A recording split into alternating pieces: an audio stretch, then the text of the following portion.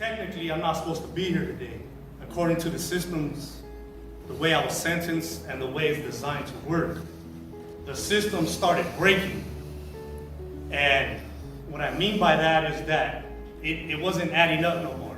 The numbers weren't adding up no more. Taxpayers started realizing that they're footing the bill for a business, that the business puts no investment in people like us. Welcome to Afterlife, Season 2 of Gray Area. I'm Julie Reynolds Martinez. For this entire season, we're following the story of Gilbert, a young man sentenced to life in prison who finds unexpected freedom, and with it, a whole new set of challenges. In our last episode, Gilbert started his life sentence, and right away learned that a prison gang had put him on a hit list. Alone in solitary confinement, he faced a choice, whether to try to work things out with the gang leaders or go to a protective custody yard. Ultimately, he thought about his daughter and family's futures, and decided to go to the yard where he could put prison gang politics behind him. If I didn't have my daughter and at least half of the hardest decisions I ever had to make while I was incarcerated doing life, especially the early years, I probably would still be there, or I wouldn't be alive. Life in the new yard was different. With no gang orders to follow, Gilbert had time on his hands. And as a newly arrived maximum security prisoner, he wasn't allowed to take part in any prison programs for the first few years. When you first get there, you're on like super high security. You can't get a job, can't go to school. There's all these restrictions. But everyone was allowed to use the prison library, and that's where he met a man who would forever change him. His name was Joe Tapia. I go to the library, I'm walking out, and I had a Malcolm X autobiography. He sees me standing outside the library, waiting to get back in my building. And he went over there and asked me, like, hey, you like that? You like reading that? And we ended up having a conversation that blew me away, because this dude was like so intelligent. He was just saying words I didn't know what they meant.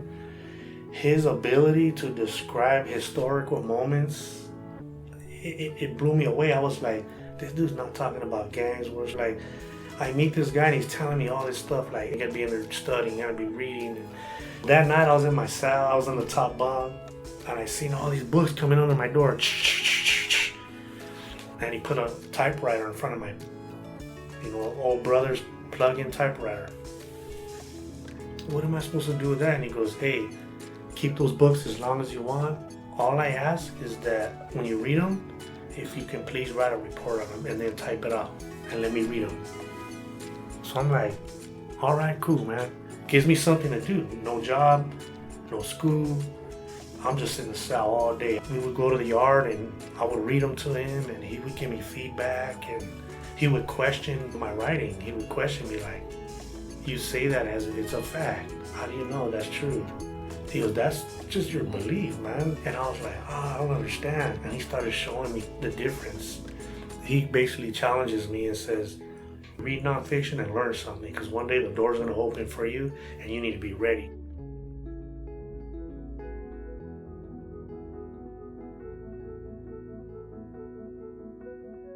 I'm feeling like a dummy. Before I went to prison, I went to college, took a placement test, and couldn't even get past the first 2 questions. And he's starting to teach me about economics now. We're talking about capitalism. We're talking about other kinds of economies set up in other countries. Now I'm thinking way bigger than my block, my neighborhood, my homies. I'm like, dude, where do I stand with all of this? I'm believing something somebody else told me, and I just ran with it and made myself out to be the hero in the story, even though I'm the anti-hero, I'll walk in the store and rob the store while you go to work all week. I started to meet guys from parts of California that were supposed to be my enemies. This guy, he's around my age. He asked me if I would be willing to talk to some kids. If they brought kids into the prison, would you come out and talk to them? And I was like, they will never let that happen here. And he goes, if I got it done, you'd be down to go with me out there and talk to them? And I told him, man, I don't know what I would say. What would I say to a kid that wasn't said to me that's different, so they wouldn't end up like me? I really couldn't answer the question. I went to the first meeting and everybody there embraced me. There was over, 60, 80 people in this first meeting. So when the kids came in the first time, were you nervous? Oh yeah, I was really nervous. Remember, I'm still blaming the world for me being there. I wanted to prove that if you had the right things, if you had your dad, if you had the discipline at home, then this shouldn't happen. How did the kids react? They had a really good reaction to me, to the point where within a few meetings with the kids, I was put into a position of showing the other guys that were the mentors there what I was doing. And really all I was telling them was try to identify what is stopping them from making the right decisions. Like what's going on in their life. Gilbert was discovering himself. He found something he was good at, something he hoped could make a difference to kids who grew up just like he did. The program was revolutionary. It wasn't one of those scared straight groups intended to frighten kids away from crime. The curriculum was created and run by the prisoners themselves, sponsored and supported by the state parole office. The inmates decided how to really reach the at-risk kids brought into the prison. Men who were once members of rival gangs sat down together to speak from the heart about the reality of their lives. I'm representing a southerner. I got a northerner sitting next to me. I got a black guy. I got maybe a skinhead there. You have a pretty diverse group. We started spreading out in the next county, the following county. We were doing them every 2 weeks because the prison was getting a lot of positive PR, public relations. We're going to debunk the myth of how you get there, what happens in there, and what goes on in our own personal life that attract us to that lifestyle. I read a lot of literature out there, and it's just, there's always pieces missing. The perspective of people that grew up there, that lived that lifestyle, because it's different to live it than to describe it from the outside looking in. We will put them in those scenarios and say, how many kids, raise your hand, have known somebody that's been murdered? And almost every kid's going to raise their hand in the room. Okay, how many of them were within the last 6 months? And you'll see a bunch of hands go up. How many of them knew the person murdered? They're seeing each other answering these questions. It's not easy. You don't just put somebody in front of a kid and tell them, just say no. We actually put it on the kids to come up with that answer. We wanted them to feel like they could say whatever they needed to say. So that was basically the beginning of me now getting into something positive that was learned through my negative choices.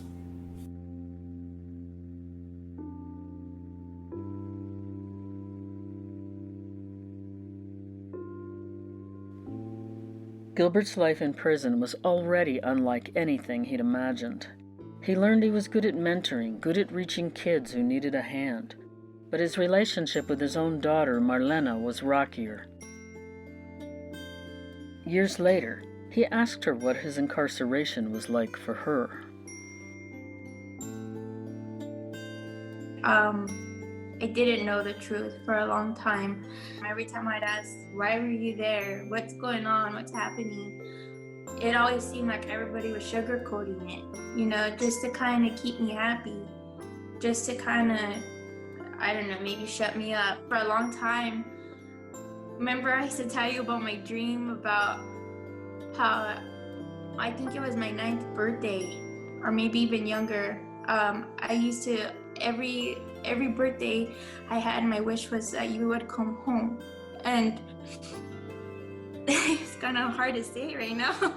Yeah. We're But, doing good though. It got to a point where I gave up.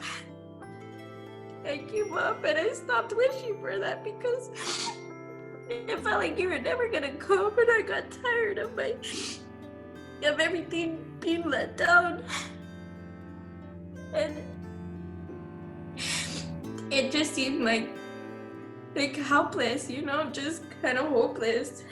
And I knew that I had to keep going. I had to keep living my life, even though a part of me wanted you there with me, wanted you to be here in person.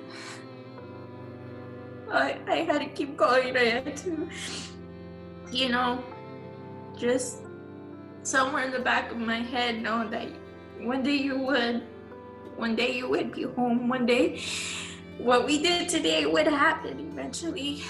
And How about if I go over there right now? No.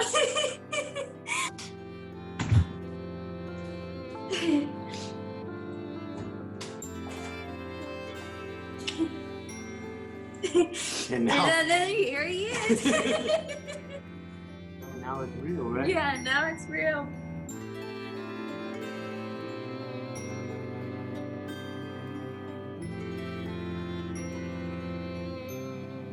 Gilbert's ex would occasionally bring Marlena to visit him.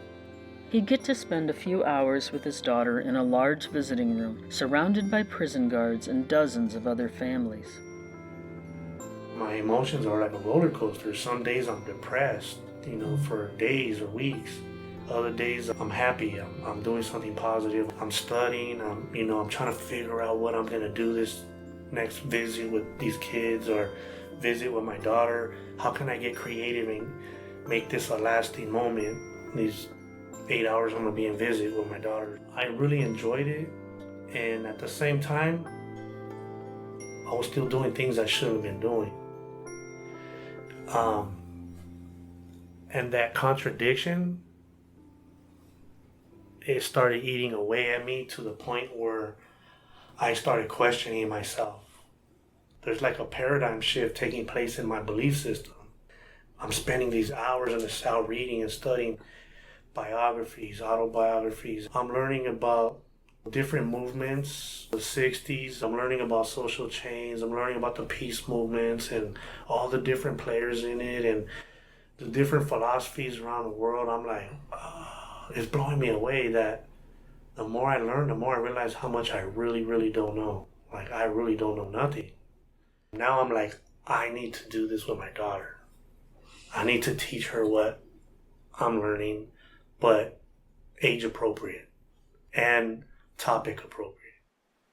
Gilbert was so inspired, he even joined a parenting group for prisoners. And they taught us little games and things you can write to your kids to keep their attention. I tried all those little things. What's your favorite book? Because they told us, always know the shoe size, like try to remember their favorite color, try to show that you're actively in their life. So I'm trying it, you know. Now I start taking that into the class. This young kid I'm sitting in front of, what are his social factors that he's working against? What are the historical factors that he's working against?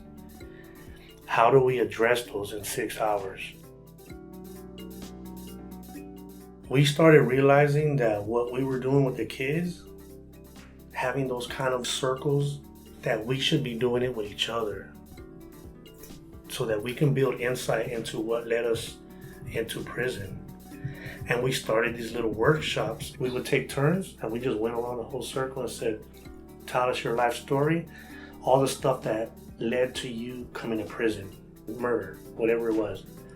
Who came up with this? How did this come about? It was through the interaction we were having with the kids when they were there, because the mentors, they were sitting there and they would tell the kid, like, you know, I was molested when I was a kid, and I'm like, whoa, like who in prison would come out there and say that?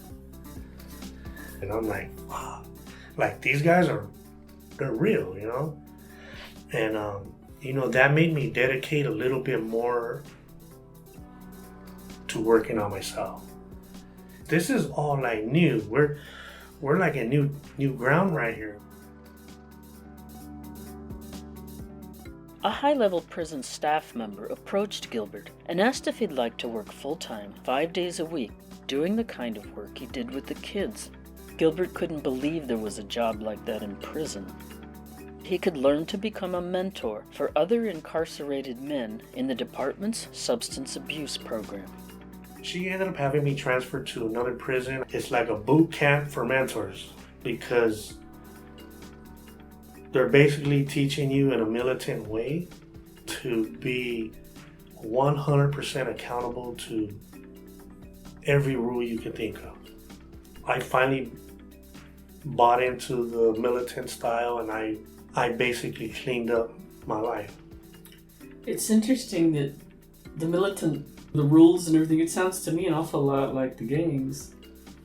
And I'm glad you brought that up because I say that about a lot of things all the time. In business, the way teams are set up, I'm like, this is the same thing they do in gangs. The thing that I was always willing to be in the front lines, to die, kill, rob, steal, cheat, lie, whatever it took, if I was willing to do that, then all I gotta do is get that energy, focus it on this, and my life should just get terrific overnight.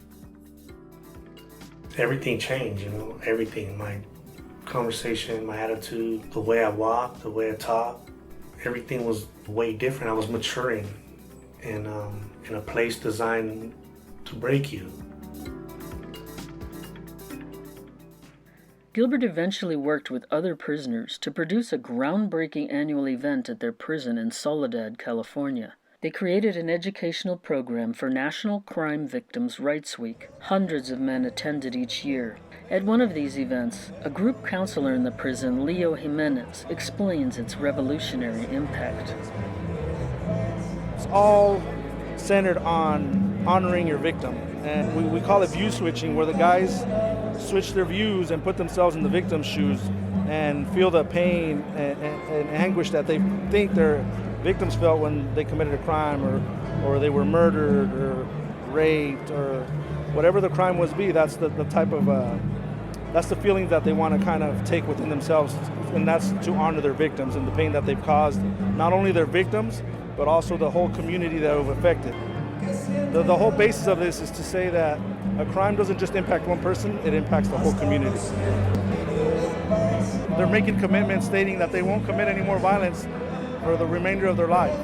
You have these grown men crying, asking for forgiveness, and then signing the pledge of nonviolence. You know, so it's an amazing thing to see that how deep inside this event, you know, touches individuals. Gilbert and his friends even invited outside speakers to come in and talk about the ways violent crime changed their lives. One of them was Debbie Aguilar, a mother from the nearby city of Salinas. My name is Debbie Aguilar. I'm a survivor of a victim of homicide. My son, Stephen, his name was Stephen. Can you all say his name with me? Stephen. Again, please. Stephen. Stephen was 18, and thank you for that. This is Victims Awareness Week, Victims' Rights Week. I became my son's voice, not after his death, even before his murder. He was killed 15 years ago. He was just 18, and the headlines had a title, "Man Found Dead in His Car." Debbie started out forming a support group for women who lost their children to the youth violence so prevalent in the area. But unlike some victims' rights advocates, Debbie quickly realized that youth violence creates many victimized families. those whose children have been murdered, but also those whose children were sent away to die in prison. With youth violence, the difference between the two is often a fine line. In Gilbert, Debbie saw hope for a future where those walls that divide us could be broken down, and they became good friends. Gilbert and Debbie worked together year after year to raise awareness about what they called the ripple effects of violence. They promised each other if he ever got out, they would continue to work together to help others by sharing their experiences and their unlikely friendship.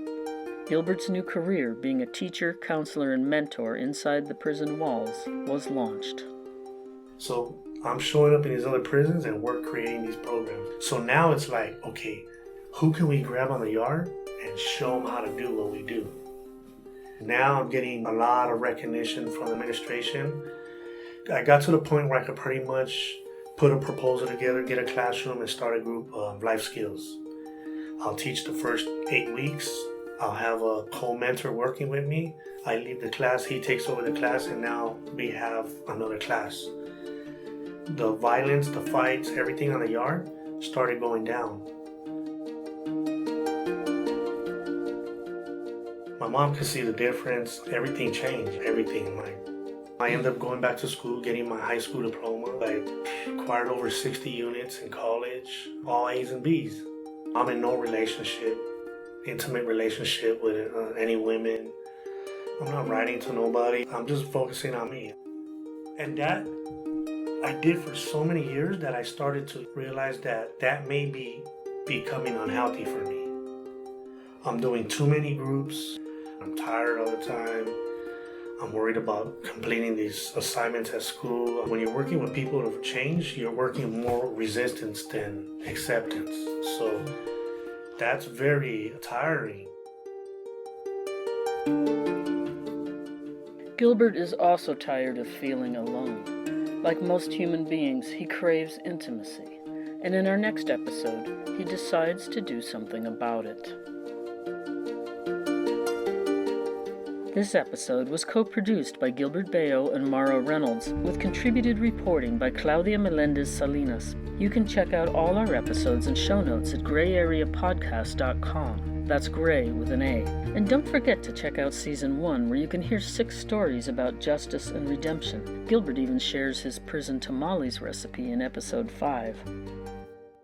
This project was made possible with support from California Humanities, a nonprofit partner of the National Endowment for the Humanities. Visit www.calhum.org. The music for this episode is by Ketsa and Nuisance. Thanks again to the amazing artists at the Free Music Archive. Details are on our website. For Gray Area, this is Julie Reynolds Martinez, and this is Season 2, After Life.